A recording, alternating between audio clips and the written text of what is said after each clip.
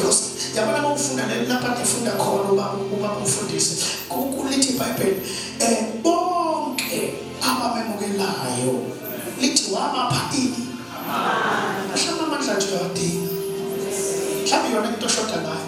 inkinga umemukele kanti abaphiwa amandla abamemukelayo wena mhlawumbe amandla uyawadinga igeje ekuthenini nje uhlule ukuthi umamukele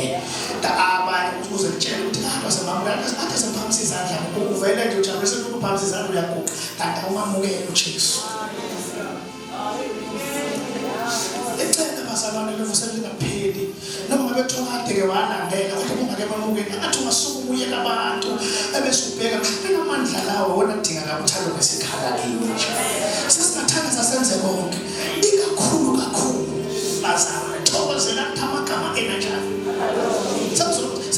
sengizobonga indoda kaNkulunkulu siwafundile amazwi yashumayela yenza ngokwami nje sengizobonga bazalwane amen awusesiphume kangaka wadela usuku ntambama nakho weza washiya izinto ongazenza sekuze kwahloka ukushaya u10 usukageja sekuvela ithuba yazi mawufunda lesa statement lithi bonke abamemukelayo wabapha amandla negunya kunezinto ezidinga igunya niyezwa lokho concentrate ngakho